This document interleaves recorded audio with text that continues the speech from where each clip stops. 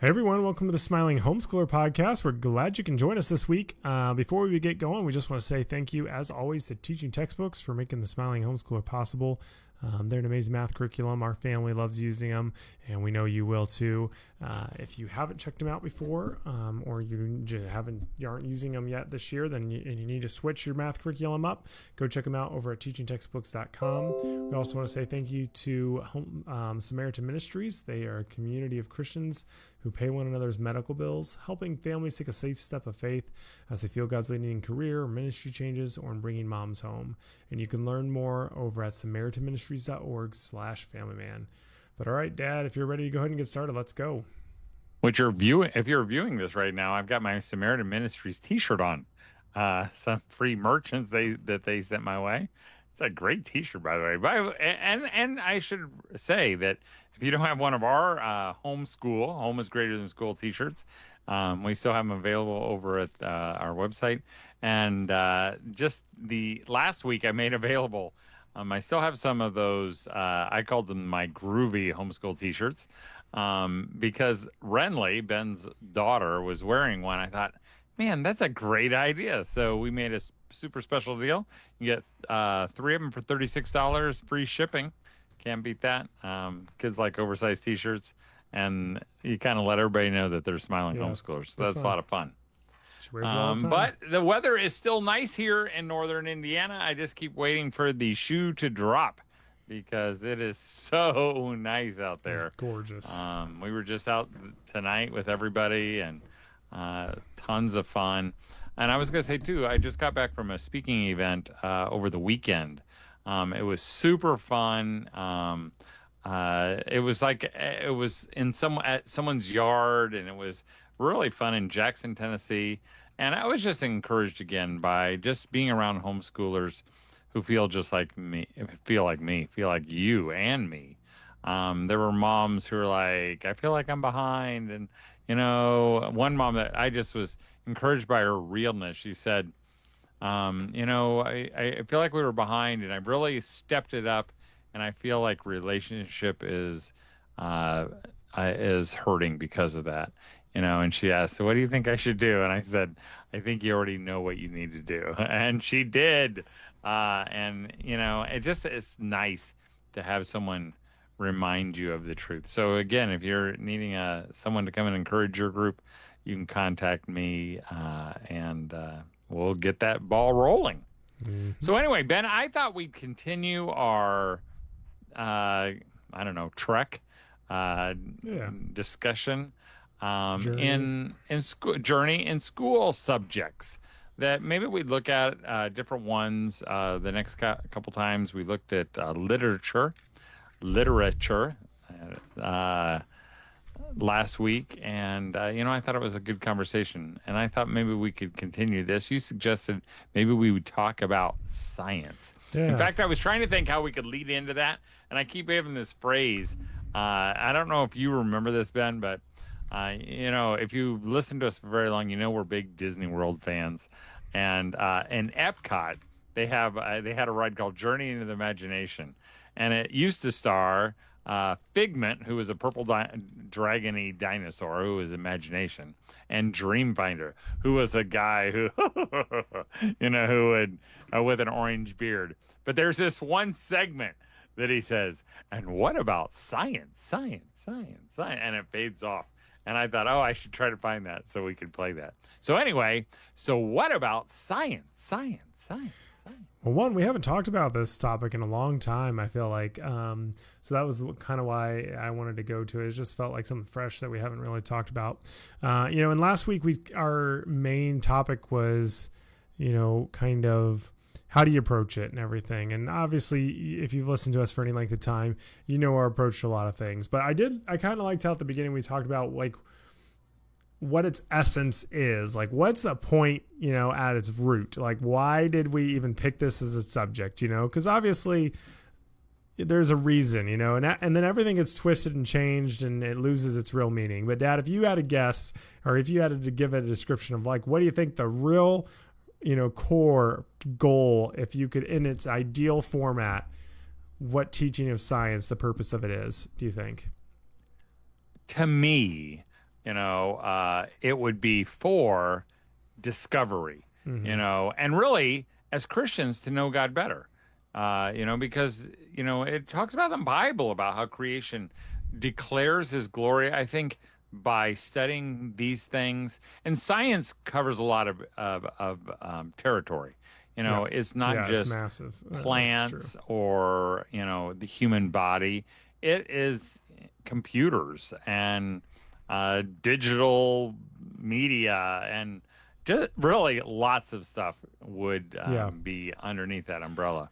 And But I I, think I would say the same thing. yeah, for sure. And I think obviously like there's the goal, the idea is like kind of understanding if you can how certain things work and like the underlying, process of our bodies or, of the world and some of that. But also, there's a lot now that is, opinions still, even though they kind of show it as science. They say it's all scientific, Right. which is, yeah. But, and then I think even just the process of being able to, get to a conclusion on something is a pretty good idea. It's like, okay, we're going to go through and try to prove like is doing a pull up this way versus this way better, and then there's like scientific benefit of kind of like learning some of that stuff.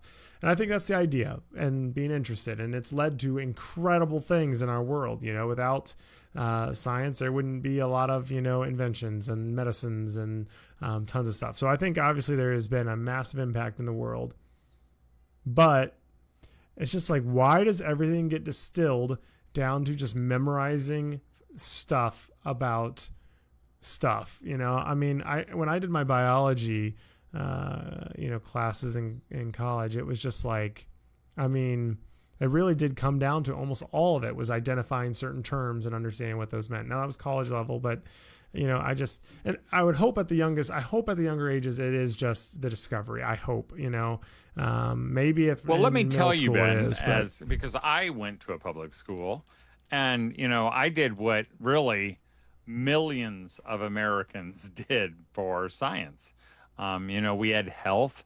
At one point, we learned important things like the food pyramid and how you're supposed to have lots of grains and wheats. That's where it's all built on, and how it moves up to the other one. and Now now it's they flipped changed upside that. Yeah, down. exactly. And, I learned that I can remember vividly, and I use that word a lot, I realized vividly, in the second grade, I learned that we were moving towards an ice age. And of course, that didn't pan out well. I was also during the metric scare, where I was told that if I didn't learn metric, I would be left behind. And of course, America stood strong, and we did not switch to metric. But I can remember even back then thinking it didn't seem very interesting. You know, I can remember my sixth grade science teacher holding up a human, no, not a human, a cow heart in her hands. And I'm like, that is the most grossest thing I've ever seen. But she also told us, I, that the evolutionary process would one day uh, have all of us humans having one finger for pushing a button. That's all we would have one day. And I Wow. can remember thinking that and like, wow, that's a bummer, Yeah. But again, it seemed very separated from real life. In high school, I did biology. I think I took advanced biology. I had chemistry. I had physics. And my physics teacher is now a homeschool dad of a bunch of kids, and Your teacher? my teacher is, yeah. I've met How him old is he? since then. He's not that much older than I am because he was a young guy just starting out single Okay. I was at like, the what in time. the world? How could he still be a All my other teachers are all dead. Yeah. That's what I was gonna say. But again, we did what everybody did. I told Ben, or Ben challenged me not to say one thing on this show, and I'm not going to say it. I'm just not going to say it. But we had And to come up with other learn reasons or other the things. dominant recessive genes of fruit flies, and we had to learn all the parts of a plant. And again, I was super excited. I love plants, but they didn't talk about the Venus flytrap. They didn't talk about the corpse plant, the largest one. They talked about the pistil and the stamens and the steeples, or whatever they're called, petals, and Yeah. all those things. And it was, as Ben has already said, it was very much rote memory. They talked about some concepts, whether it was how to move something up a plane. I get, those were okay things. But I always felt it like it was lacking. When we got to homeschool, I thought there's got to be more. And I want this to be like a real genuine conversation, because like obviously, I think, we talk about like interest-led homeschooling is a lot of times what we want, so it's like if your kid is interested in something like animals, you can really lean into that for science and using science to talk about animals and how animals work, and, maybe it's ecosystems and, stuff like that, whatever. You can come up with 1,000 things, how their muscles work, whatever. But at the same time, obviously, like to even be interested in anything, like, because maybe your kid could be a scientist or, a biologist or whatever, you kind of do have to even introduce them to things to have even a concept if something's interesting or not. Like, for example, like if you think they're going to be a musician, like you don't necessarily have to be like sit them down on a grand piano, but you'll probably notice they might be interested in some little musical things. Maybe they're always playing with instruments, but then you might have to introduce them to something just to even see if they'd be, have any desire to continue. Or, for example, for me, it was like in sports, it was volleyball. My mom was like, okay, I'm going to show you how to play some volleyball. And from there, it just went from there, we continued to grow. I don't necessarily know if I would have done that just by me initiating it, so there is some value to that. But at the same time, why do you think it just, like, what is it that they don't go with more of the broader things of like, photosynthesis, which is a good thing to know. Like, I think it's helpful. Like, there's just like a general understanding of like, I think there is value to understanding some of how things in the world are interacting with each other. But at the same time, like, why do we need to know the inner workings of all the parts of the cell versus just like, hey, your body is made of cells? I guess some of those, like, what's the reason to get so nitty gritty on those little things? I wonder. I think that because it has a feeling of teaching you something. Yeah. We think that if we teach you, like you said, photosynthesis. I mean, photosynthesis is like how plants make food, right? They turn sunshine into plant, and they get rid of carbon dioxide, or they live on carbon dioxide, and spit out oxygen. I mean, that's a super complex thing. Right. And I can remember, we had drawings and diagrams of plant leaves and how they would do that, and it would pass through certain things. I think sometimes, not always, and I've heard some good arguments for people like the super details, which I think that is true in some things. I love the super details in history, and someone's going to be super details in science, but I don't think everyone needs to know. Read a 1,000-page book on the rise and fall of the Third Reich. Like, that's just not. So in science, same thing. Sorry, I cut you off. Go ahead. And could it kill 100%. The love of learning in those things? 100%. I can remember one time, and I probably shared this before, but because Ben says I do all the time. But I'm not going to say those things. Just wait. Come up with another one. But I remember one time, Mom asked me to do biology with the kids that day, and the biology was simple. We were going to take an apologia book. I'm going to pause right now. Can I pause? Okay. Yeah. Okay. There's a pause.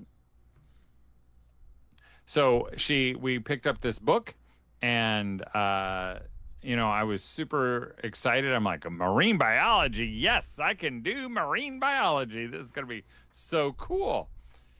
But as I read, we're reading about dolphins, I think, or seals, and they couldn't have made an amazing animal more boring if they had wanted to. It was just, it did not increase learning. It made it sound boring. Like, you as a kid or even as an adult, I think, what does it matter? But they could have talked about how high they can jump and how long they could hold their breath and how fast they could swim.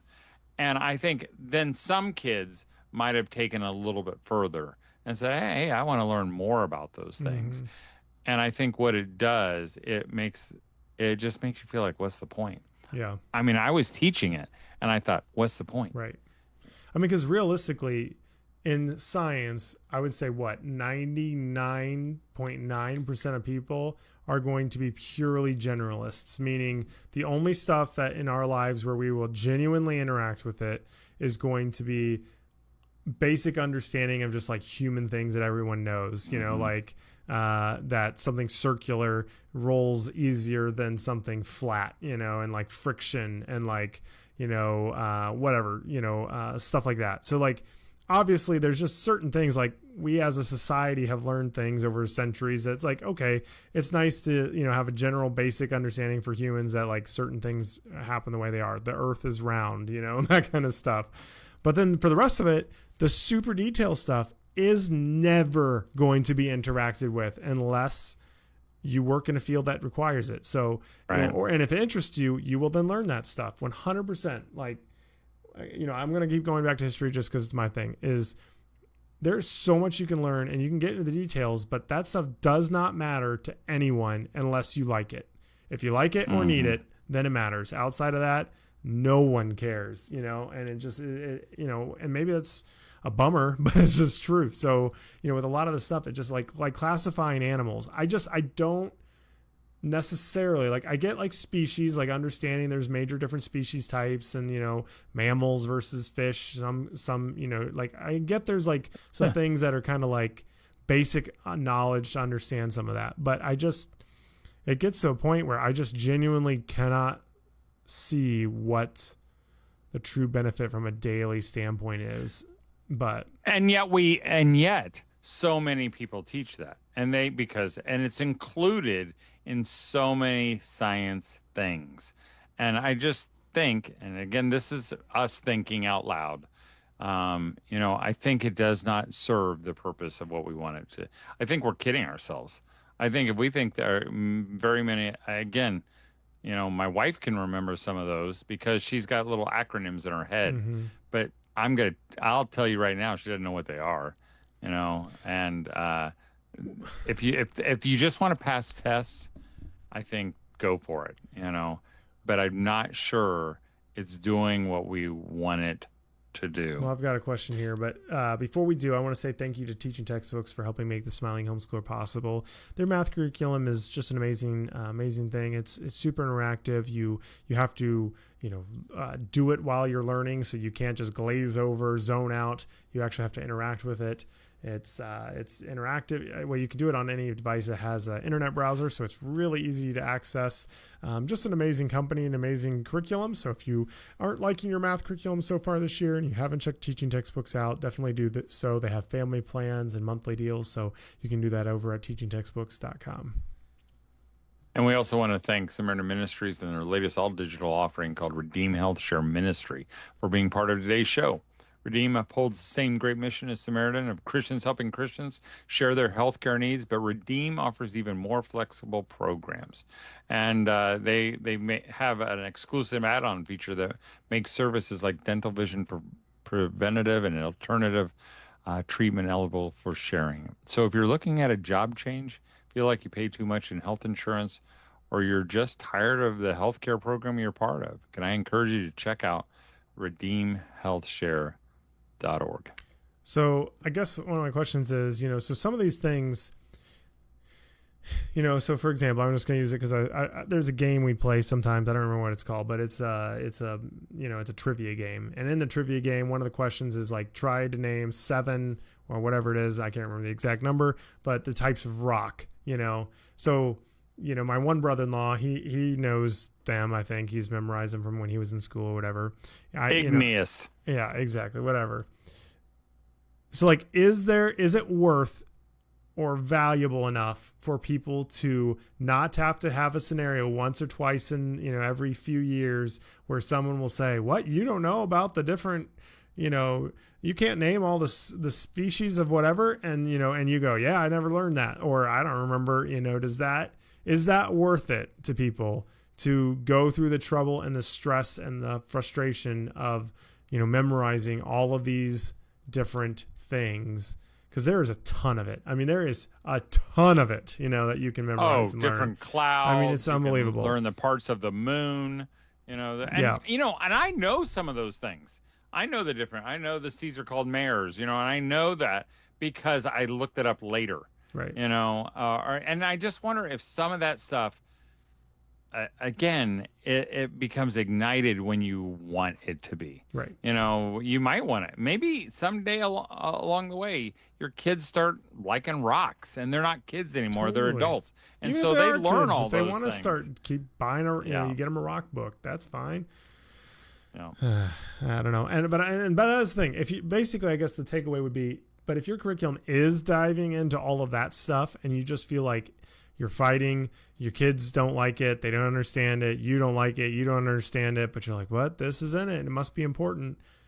Then the alternative, I guess, would be, Dad, and you're probably thinking this, I mean, go more in depth, but just enjoying the world that we live in and pursuing those interests. I still remember the one time Dad did a thing where we got our college rule notebooks, and we put drew different types of leaves and different kinds of nuts, and we talked about that kind of stuff. Like, that stuff to me is so much more memorable than anything I ever did in my whole entire college biology course, which I know is not all exactly the same, but so what do you think? But even just like last week, we found a snake skin. Yeah. We brought it in and we let the kids look at the snake skin. And some of your kids were like, "Ee," and they didn't care at all about the snake skin. But there might be a kid who goes, "Wow, that's really cool. Why does a snake lose its skin?" Mm-hmm. And I think those are the making of scientists. I think sometimes we have elevated science into this. Same thing with STEM, whatever it all stands for: science, technology, engineering, and math. We've elevated and we say, oh, we need to push that more so our kids can become those things. Some of your kids are not going to become those things, and that's okay.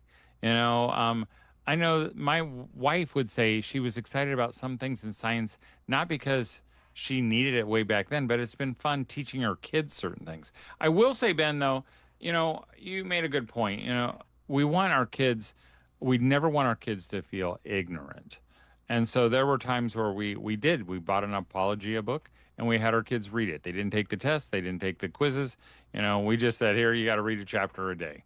And because we wanted them to know when someone said, what is DNA? They didn't have to explain it, but they needed to know that it was not pronounced DNA, and because we do say things, and you can't know everything.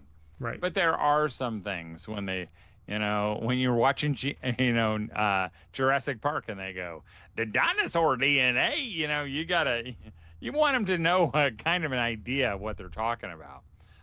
Even though I've done all that, I did it in college and I still don't know what it is. You probably hadn't even invented DNA though when you were in school. Probably, that's right. On that note though, I did want to say, I do think there is, I do think creation and your worldview and what you believe, there's a lot of benefit there. I do believe that. And understanding, if you do believe and that is what you're teaching your children, then I do think there is value in them understanding how that all works with the world that does not believe that. So I do think there's a lot of benefit there. And then also, I do wonder, again, I have not really come to terms with this yet, but figuring out, especially with the internet and now ChatGPT and things like that, it's going to be insanely confident in everything it says because that's just how it works. And being able to understand realities, or at least close to on some core things, I do think is going to be important to know what even is real going forward. So not trying to be fear mongering about it or anything like that, but with history, that's something I genuinely think about is I want to have a copy of books on certain topics so that my kids and myself can read, so that I don't have to just rely on whatever some machines summary of different events are, just because it's that's not necessarily legitimate or true. So I don't know. I think they're having some basic understanding of some of that stuff so they can even go does that even pass common sense of certain health things that people nowadays that are out there is like, that's literally mysticism. If you think that you can, do certain things through the, internet or whatever it is, there's just like certain ways that our bodies work that I think is helpful to know, or, stuff like that. I'm being vague just because there's so many millions of things it could be.